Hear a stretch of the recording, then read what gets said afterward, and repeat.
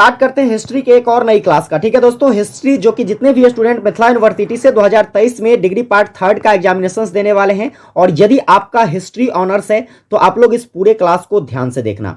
History honours paper number 7 के लिए मैं आज मॉडल प्रैक्टिस सेट 2 डिस्कस करने वाला हूं। मॉडल प्रैक्टिस सेट 1 मैंने डिस्कस किया है पिछली क्लास में, अगर आपने नहीं देखा डिस्क्रिप्शन में लिंक है, इस क्लास के बाद वो क्लास भी जरूर देख लीजिएगा क्योंकि वहां भी मैंने बहुत ही इंपॉर्टेंट क्वेश्चन आपके एग्जाम के लिए करवाया है। अब बात करते हैं आज की ये क्लास स्पेशल क्यों होने वाली है। तो बाई 10 क्वेश्चंस तो आपको ऑब्जेक्टिव कराने वाला हूं, लेकिन इसके साथ जो मैं आपको इंपॉर्टेंट फैक्ट कराने वाला हूं इसको तो जरूर नोट कर लेना। यहां से क्वेश्चंस पक्का बनने वाले हैं और एक लॉन्ग टाइप जो क्वेश्चन डिस्कस करूंगा वो 100% पूछा जाने वाला क्वेश्चन है। ठीक है, तो चलिए स्टार्ट करेंगे क्लास को। इससे पहले आपका बस एक छोटा सा काम है, आपके मोबाइल फोन में जितना भी व्हाट्सएप ग्रुप है भाई सभी में लिंक को कॉपी करो और शेयर करो। लाइव से ज्यादा स्टूडेंट को जोड़ो, बहुत मजा आने वाला आज की क्लास में। चलिए स्टार्ट करते हैं फटाफट से क्लास को। इससे पहले दोस्तों चैनल पर नए हैं, अगर आपने अभी तक सब्सक्राइब बटन को प्रेस नहीं किया है तो अभी सब्सक्राइब मत करना, क्लास पूरा देख लो पहले ध्यान से। अगर हेल्पफुल लगे क्लास तब सब्सक्राइब करना, वरना मत करना। ठीक है, लाइक जरूर कर देना। ठीक है, और अपने दोस्तों के बीच इसको शेयर करना मत भूलना। कमेंट में प्यारा सा कमेंट करके बताना कि आपको ये क्लासेस कैसी लगती है। आइए हम लोग देखते हैं पहला क्वेश्चन, ऑब्जेक्टिव टाइप क्वेश्चन होगा। पहला क्वेश्चन क्या कहता है? क्वेश्चन है ब्रिटेन के विरुद्ध अमेरिकी स्वतंत्रता संग्राम का नेतृत्व किसने किया। देखिए सबसे पहला तो आप हेडिंग बना लो अमेरिकी स्वतंत्रता संग्राम। ठीक है, अब यहां पर देखिए क्वेश्चन क्या कह रहा है। क्वेश्चन कह रहा है ब्रिटेन के विरुद्ध अमेरिकी स्वतंत्रता संग्राम का नेतृत्व किसने किया। भाई अमेरिकी स्वतंत्रता संग्राम का हीरो ही ना कर सकता है नेतृत्व, तो कौन था भाई? वो जॉर्ज वाशिंगटन। मैंने आपको पिछली क्लास में ही बताया था कि जॉर्ज वाशिंगटन क्या थे? अमेरिकी स्वतंत्रता संग्राम के नायक थे। और इसी अमेरिकी स्वतंत्रता संग्राम के बाद जो है स्वतंत्र अमेरिका का राष्ट्रपति, सबसे पहला राष्ट्रपति कौन बना? तो आपको याद रखना है जॉर्ज वाशिंगटन बना। सर इतने ही क्या? बिल्कुल भी नहीं, अभी तो मैंने पार्टी शुरू की है, देखो आगे आगे क्या होता है। अब नोट कर लो तुम अमेरिकी स्वतंत्रता संग्राम। ठीक है, और देखिए सबसे पहला इंपॉर्टेंट फैक्ट नोट करो, अगर आपसे पूछ लिया जाए कि अमेरिकी स्वतंत्रता संग्राम के समय अंग्रेजों का सेनापति कौन था, अंग्रेजों का सेनापति कौन था, तो आपको मेरे भाई याद रखना है अंग्रेजों का सेनापति जो था वह था कॉर्नवालिस। क्या था भाई उसका नाम? कॉर्नवालिस था। ठीक है, फिर देखिए अगर आपसे पूछ लिया जाए कि अमेरिका जो है, अमेरिका एक देश है और इस देश को ब्रिटेन के उपनिवेश शासन से कब स्वतंत्रता मिली। ठीक है, ब्रिटेन के, देखो दो क्वेश्चंस यहां बनने वाले हैं। ब्रिटेन के उपनिवेश शासन से सबसे पहला बनता है, उपनिवेश शासन से, फिर बनता है कि ब्रिटेन से कब स्वतंत्रता मिली। तो बस एक छोटा सा फर्क आपको याद रखना है कि ब्रिटेन के उपनिवेश शासन से जो स्वतंत्रता मिली अमेरिका को, यह कब मिला? 4 जुलाई को। कब मिला? 4 जुलाई 1776 को। और याद रखेंगे ब्रिटेन से कब स्वतंत्रता मिलती है? तो ब्रिटेन से इससे 2 दिन पहले स्वतंत्रता मिलती है, 2 जुलाई 1776 को। ठीक है, आप मेरे बातों को सुनकर नोट करते जाइएगा, यहां पर हैंडराइटिंग थोड़ी सी उतनी बेहतर नहीं हो पा रही है। ठीक है, चलिए तो इतने सारे इंपॉर्टेंट फैक्ट थे। और भी क्वेश्चंस बन सकता है क्या? हाँ भाई और भी क्वेश्चंस बन सकता है। क्वेश्चंस कह दे आपसे कि अमेरिकी स्वतंत्रता संग्राम के समय इंग्लैंड का राजा कौन था। ठीक है, अमेरिकी स्वतंत्रता संग्राम के समय इंग्लैंड का राजा कौन था? चलो आपको पता है तो कमेंट करके बताना, नहीं तो नोट कर लो। ठीक है, कौन था भाई? किंग जॉर्ज तृतीय। क्या था नाम? किंग जॉर्ज तृतीय, जो कि क्या था? तो यह अमेरिकी स्वतंत्रता संग्राम के समय इंग्लैंड का राजा था। देख लिए कितना ज्यादा क्वेश्चंस मैं आपको यहां नोट कराने वाला हूं आज। चलिए आगे बढ़ते हैं, अगला क्वेश्चंस देख लो, सारे क्वेश्चंस आपके लिए इंपॉर्टेंट है, बस तुम पूरी वीडियो को ध्यान से देखो। तुम लोग पूरी वीडियो को, पूरी क्लास को ध्यान से नहीं देखते हो, ज्यादा से ज्यादा 3 से 4 मिनट देखे, भगा भगा कर देख लिए और कहानी खत्म है। तो ऐसे में कुछ नहीं होने वाला है भाई, आपको पूरा क्लास बड़ी ध्यान से देखना है। देखिए दूसरा क्वेश्चन क्या है, किस वर्ष नेपोलियन बोनापार्ट फ्रांस का सम्राट बनता है? ये क्वेश्चंस मैंने आपको पिछले कक्षा में भी कराया था और ये देखिए क्वेश्चंस इंपॉर्टेंट है, 2017 में भी पूछा गया है, 2018 में भी पूछा गया है। आपको याद रखना है मेरे भाई, नेपोलियन बोनापार्ट जो है ये फ्रांस का सम्राट अपने आप को कब नियुक्त करता है? तो 1804 ईस्वी में। कब नियुक्त करता है? 1804 ईस्वी में। यदि आपसे डेट पूछ लिया जाए तो क्या कहोगे? 18 मई 1804 ईस्वी को नेपोलियन बोनापार्ट खुद को क्या नियुक्त करता है? तो क्या कहते हैं, फ्रांस का सम्राट नियुक्त करता है। और यह कब से कब तक सम्राट रहता है, तो 18 मई 1804 से लेकर मेरे भाई आपको याद रखना है 6 अप्रैल 1814 तक जो है यह कहां का सम्राट रहता है, फ्रांस का सम्राट रहता है। फिर यहां पर देखिए यह तो पहली बार सम्राट बनता है, दूसरी बार जब सम्राट बनता है नेपोलियन बोनापार्ट फ्रांस का, तो कब बनता है आपको याद रखना है, इसके जस्ट बाद बस 1 महीने के लिए, लगभग कहा जाए 1 महीने के लिए सम्राट बनता है। 20 मार्च से लेकर के 22 अप्रैल 1815 तक जो है यह दूसरी बार सम्राट बनता है। ठीक है, अब एक जो क्वेश्चंस आपको यहां नोट कराने वाला हूं, ये क्वेश्चंस आपके एग्जाम में तो नहीं पूछी जा सकती है, बट आपके नॉलेज के लिए बहुत ज्यादा इंपॉर्टेंट है। यदि मैं आपसे पूछ लूं कि फ्रांस का जो है यह प्राचीन नाम क्या है, फ्रांस का जो है प्राचीन नाम क्या है, हो सके आपसे पूछ लिया जाए तो आप याद रखोगे गॉल। क्या याद रखोगे, फ्रांस का प्राचीन नाम क्या है, गॉल है। तो नोट कर लीजिए सारे क्वेश्चंस को। आइए बढ़ते हैं आगे, अगला क्वेश्चंस देखिएगा क्या है। तीसरा क्वेश्चंस कहता है 1917 की क्रांति के समय रूस का शासक कौन था। ठीक है, 1917 की क्रांति जब होती है उस समय रूस का शासक कौन था, तो आपको याद रखना है जार निकोलस द्वितीय। कौन था भाई, जार निकोलस द्वितीय, जो कि 1917 में कौन सी क्रांति होती है रूस में, तो 1917 की क्रांति जो रूस में होती है इसको बोल्शेविक क्रांति के नाम से जानते हैं। किस क्रांति के नाम से जानते हैं, बोल्शेविक क्रांति के नाम से जानते हैं, नोट कर लीजिएगा। ठीक है, और इस समय जो रूस का शासक होता है वह कौन होता है, जार निकोलस द्वितीय होता है। आइए कुछ इंपॉर्टेंट क्वेश्चंस देखते हैं। अगर आपसे पूछ लिया जाए कि रूस के शासक के रूप में जार निकोलस द्वितीय का जो शासन काल है ये कब से कब तक रहा था, तो आपको याद रखना है 1 नवंबर 1894 से लेकर आपको याद रखना है कब तक, 15 मार्च 1917 तक जो है यह जार निकोलस द्वितीय कहां के शासक रहे, तो रूस के शासक रहे। अब देखिए एक इंपॉर्टेंट क्वेश्चन स्टार लगाइए। आपको यदि पूछ लिया जाए कि रूस में जार का क्या अर्थ होता है, तो रूस के सम्राट को, ठीक है, रूस के सम्राट को क्या कहा जाता है, तो रूस के सम्राट को उस समय जार कहा जाता था। और देखिए यदि आपसे पूछ लिया जाए कि रूस का, ठीक है, रूस का अंतिम जार कौन रहा, ठीक है, रूस का अंतिम जार कौन रहा, तो आपको याद रखना है जार निकोलस द्वितीय। कौन था भाई, जार निकोलस द्वितीय। इन्होंने 1917 में अपना पद त्याग किया और इस समय तक ये क्या थे, तो रूस के शासक थे। ठीक है, कहां के शासक थे, रूस के शासक थे। सारे क्वेश्चंस को आप नोट डाउन कर लीजिए। आइए बढ़ते हैं अगले क्वेश्चंस पर। चौथा क्वेश्चंस, यार शेयर करो, बहुत ज्यादा मेहनत लगती है इस क्लासेस को लाने में। ठीक है, बस तुम लोगों का टारगेट है कि 5K जल्दी से कंप्लीट करो, बहुत धमाकेदार क्लासेस और भी आने वाली है। चलिए बात करते हैं अगले क्वेश्चंस पर। क्वेश्चंस कहता है यंग इटली के संगठन का निर्माण किसने किया, स्टार लगाइए क्वेश्चंस, यंग इटली। ठीक है, यहां से एक और क्वेश्चंस बनते हैं, मैं आपको आगे बताने वाला हूं। देखिए यंग इटली के बारे में सबसे पहले जान लीजिए।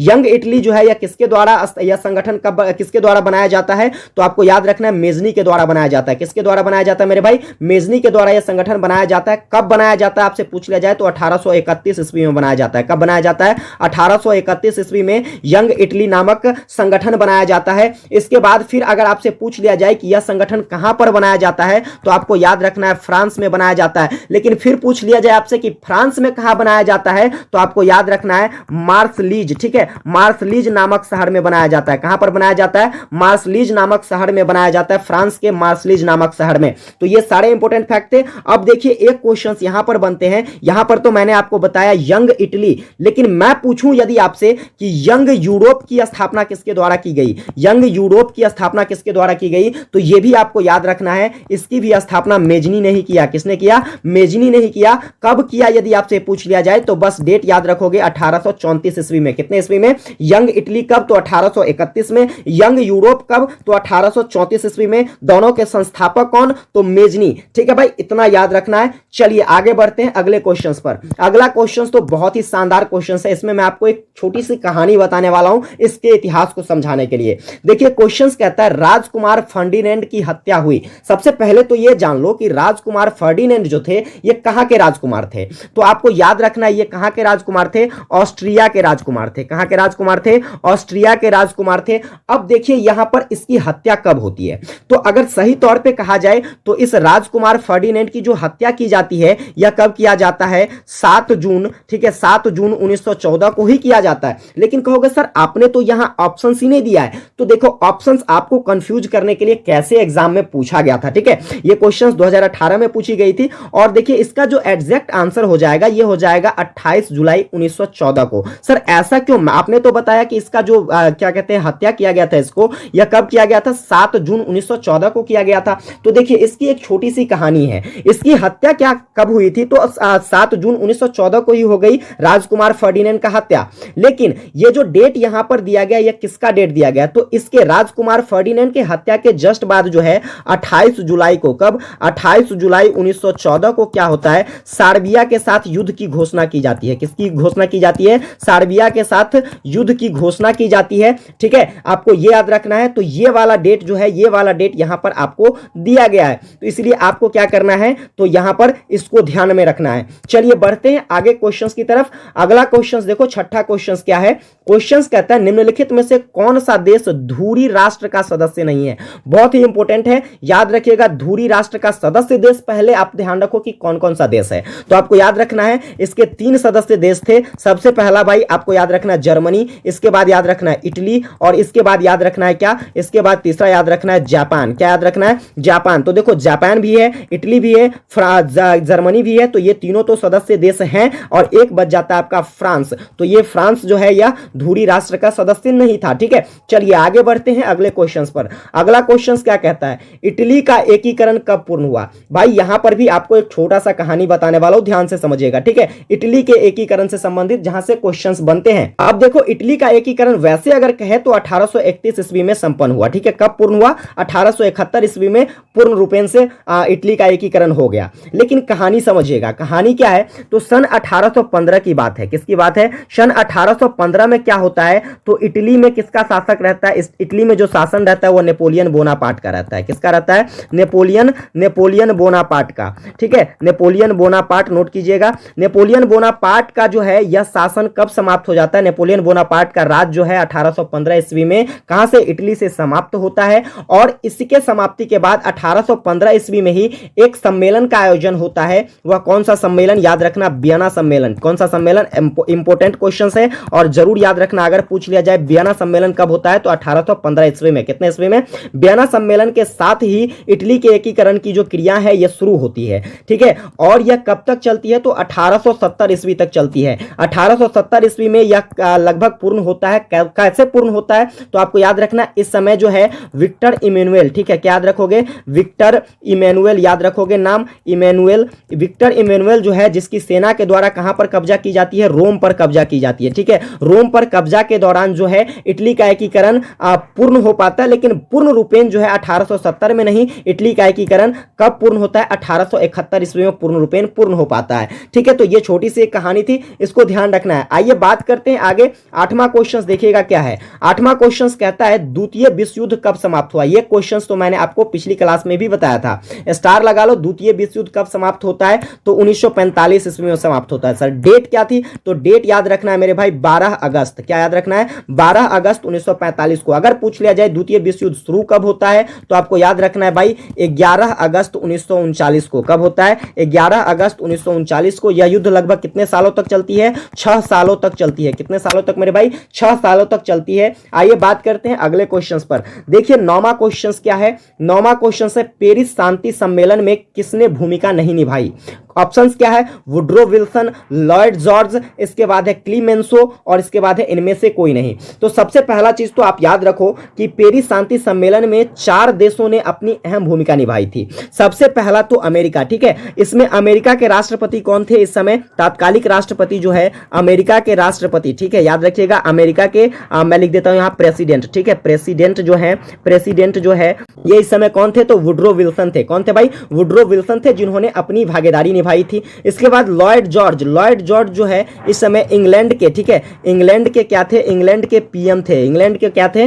पीएम। लॉयड जॉर्ज जो थे यह पेरिस शांति सम्मेलन के समय क्या थे? तो इंग्लैंड के पीएम थे। फिर याद रखना है क्लीमेंसो जो है मेरे भाई आपको याद रखना है ये कहां के पीएम थे? तो ये फ्रांस के पीएम थे, जिन्होंने अपनी भागीदारी पेरिस शांति सम्मेलन में निभाई थी। मतलब ये तीनों तो निभाने वाले ही हैं। मतलब यहां पर इसका सही आंसर क्या हो जाएगा? ऑप्शन नंबर डी हो जाएगा, इनमें से कोई नहीं। मैंने आपको 4 देशों के बारे में बताया है। एक तो हो गया आपका अमेरिका, क्या हो गया? एक तो आपका हो गया, यहां से देख लीजिए, एक हो गया आपका अमेरिका, और दूसरा मैंने आपको बता दिया इंग्लैंड, तीसरा बताया फ्रांस, चौथा कौन सा था भाई? चौथा याद रखोगे इटली। चौथा क्या याद रखोगे? और इटली के बारे में में याद रखोगे, इटली में इस समय जो पीएम थे कौन थे, तो इटली के पीएम का नाम याद रखना आर्लेंडो। क्या नाम था? आर्लेंडो, जो कि इस समय इटली का क्या था? पीएम था। ठीक है, इन चारों ने क्या किया था? तो अपनी भूमिका निभाई थी। कहां पर? पेरिस शांति सम्मेलन में अपनी भूमिका निभाई थी। ठीक है, तो ये सारी चीजें समझ में आ गई। चलिए आखिरी ऑब्जेक्टिव क्वेश्चंस को देखेंगे। आखिरी ऑब्जेक्टिव क्वेश्चंस के बाद मेरे भाई आपको एक लॉन्ग टाइप क्वेश्चंस कराने वाला हूं, जो कि बेहद इंपॉर्टेंट क्वेश्चंस है। ठीक है, सबसे पहले ऑब्जेक्टिव टाइप क्वेश्चंस देख लीजिए। क्वेश्चन से किस सम्मेलन में संयुक्त राष्ट्र संघ के चार्टर पर हस्ताक्षर हुआ? ठीक है, बहुत ही इंपॉर्टेंट क्वेश्चन है। तो संयुक्त राष्ट्र संघ के चार्टर पर जो हस्ताक्षर होता है यह सैन फ्रांसिस्को के सम्मेलन में होता है। यहां पर थोड़ा सा मिस टाइपिंग है, आप ये इसको लिख लोगे सैन फ्रांसिस्को। क्या लिखोगे भाई? ऐसे लिखोगे सैन फ्रांसिस्को, फ्रांसिस्को। ठीक है, सैन फ्रांसिस्को सम्मेलन में क्या हुआ था? संयुक्त राष्ट्र संघ के चार्टर पर हस्ताक्षर हुआ था। कब हुआ था? याद रखना, डेट याद रखना, 1945 में। कितने देशों ने इस पर हस्ताक्षर किया था भाई? 50 देशों ने। कितने देशों ने? 50 देशों ने इस पर हस्ताक्षर किया था। ठीक है, तो ये सारे इंपॉर्टेंट फैक्ट है, आपको याद रखने हैं। आइए हम लॉन्ग टाइप क्वेश्चंस देखते हैं। लॉन्ग टाइप क्वेश्चंस क्या है? ये भी इंपॉर्टेंट क्वेश्चन है, स्टार लगाओ। 2017 में पूछा गया है, 19 में पूछा गया है, 21 में पूछा गया है। भाई ये 2000 लगातार 2-2 साल के बाद पूछे गए, मतलब 2023 में तो पक्का पूछा जाएगा 100% गारंटी के साथ। क्वेश्चंस कहता है 1917 के रूसी क्रांति के कारण एवं प्रभावों, ठीक है, या कहे तो परिणामों की विवेचना करें। कभी कभी परिणाम पूछ देता रहता है, कभी कभी प्रभाव पूछ देता रहता है। घबराना नहीं है, बस आंसर जो मैं कराने वाला हूं आपको वही लिखना है, दोनों में से कुछ भी पूछे। ठीक है, आइए बात करते हैं। सबसे पहला तो आप ये देख लो कि 1917 की जो रूसी क्रांति है इसके बारे में कुछ बेसिक चीजों को पहले जान लेते हैं। 1917 की रूसी क्रांति जो है मेरे भाई, आपको याद रखना है कि यह विश्व के समक्ष एक आश्चर्यजनक घटना थी। विश्व के समक्ष क्या थी? एक आश्चर्यजनक घटना थी। जर्मनी के कार्ल मार्क्स ने सर्वहारा वर्ग की कल्पना उस देश में की थी जहां पर पूंजीवाद से शोषित विशाल संख्या में श्रमिक होते थे। अर्थात कहने का मतलब जहां औद्योगिक क्रांति और उसके परिणाम जो थे वो चरम सीमा तक पहुंच गए थे। ठीक है, इसके बाद देखिएगा, कहता है परंतु क्रांति एक ऐसा देश में संपन्न हुआ जो उद्योग प्रधान तो था ही नहीं, बल्कि आर्थिक, राजनीतिक और सामाजिक रूप से भी सर्वाधिक पिछड़ा हुआ देश था, जहां श्रमिक संगठन की कल्पना असंभव जैसा था। रूसी क्रांति के पूर्व रूस में अराजकता, पराजय, इसके बाद निरंकुशता, दमन और जार के सामंतों की अयोग्यता का वातावरण था। ऐसे में रूसी क्रांति का उदय होना तो स्वाभाविक घटना बन गया था। ठीक है, आइए देखते हैं कुछ कारण को कि रूसी क्रांति का जो है कारण क्या है। तो कारण में आपको क्या लिखना है? सबसे पहला कारण तो आपको यह लिखना है आर्थिक एवं सामाजिक विषमता। आर्थिक एवं सामाजिक विषमता कहने का मतलब कि अर्थ के आधार पर विषमता और समाज में विभिन्नताएं। देखिए 1917 के क्रांति के समय जो है यह रूस के समाज दो वर्ग में विभक्त है। जैसे कि मैंने आपको फ्रांस के बारे में भी बताया था, फ्रांसीसी क्रांति के समय भी क्या था? तो फ्रांस के समाज भी दो भागों में विभक्त थे। ठीक उसी प्रकार से जो है रूस के समाज भी क्या थे? दो वर्गों में विभक्त थे। पहला वर्ग एक ऐसा वर्ग था जिनको सभी चीजों का अधिकार प्राप्त था। इसके अंतर्गत रूस के कुलीन लोग आते थे। चलिए आप हमको बताइएगा कि कुलीन वर्ग के लोग, रूस में कुलीन किसको कहा जाता था? ठीक है, कमेंट करके बताइएगा। कुलीन वर्ग के लोग आते थे। ये क्वेश्चन जो है आपने 10वीं कक्षा में पढ़ा होगा, अगर आपको याद होगा तो आप कमेंट जरूर करोगे। ये लोग जार की निरंकुशता, स्वेच्छाचारिता से को आवश्यक समझते थे, यानी कि इंपोर्टेंस देते थे उनके निरंकुशता को।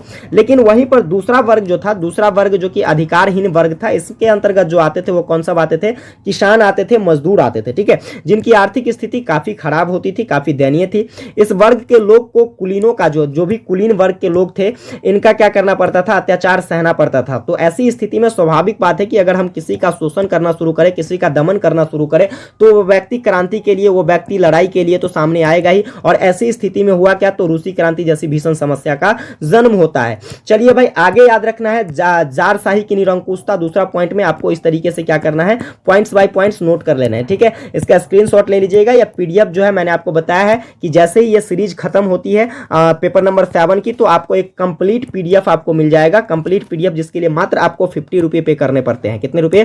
प्रत्येक पेपर के लिए आपको 50 रुपये पे करने पड़ेंगे। आपको वो सारा का सारा एडिटेड जो कि पीडीएफ फॉर्मेट है, वो पीडीएफ फॉर्मेट मिल जाएगा, जो कि एक बुक की तरह होगा। ठीक है, तो इस तरीके से तीसरा कारण औद्योगिक कारण था। चौथा कारण युद्ध में रूस की पराजय थी। और इसके बाद पांचवा कारण आपको लिखना है जार द्वारा जो है संसद, ठीक है, आपको याद रखना है रूस में संसद को क्या कहते थे, रूस में संसद को क्या कहा जाता है, ड्यूमा कहा जाता है, ठीक है, याद रखिएगा, इसलिए मैंने यहां पर लिख दिया है रूस में क्या कहा जाता है, संसद को ड्यूमा कहा जाता है। तो संसद को भंग करना था। इसके बाद चलिए अगला जो है, अगला रूसी क्रांति के तात्कालिक कारक थे। इसके बाद चलिए, इसके बाद आपको देखना क्या है, तो रूसी क्रांति के परिणाम क्या हुए, यानी कि प्रभाव क्या निकल कर आया। तो सबसे पहला प्रभाव में आपको लिखना है सैन्य शक्ति का संगठन, और दूसरा लिखना है लेनिन का सफल नेतृत्व। इसमें आपको कुछ इस तरीके से पॉइंट्स को बढ़िया तरीके से लिख देना है। उम्मीद करता हूं आपको ये क्लासेस काफी ज्यादा हेल्पफुल लगी हो। अगर ये क्लासेस आपको हेल्पफुल लगती है, अपने सभी फ्रेंड्स के पास इसे ज्यादा से ज्यादा शेयर करो यार, जितने भी सोशल मीडिया प्लेटफॉर्म है सब पे फैला दो, मजा आ जाएगा।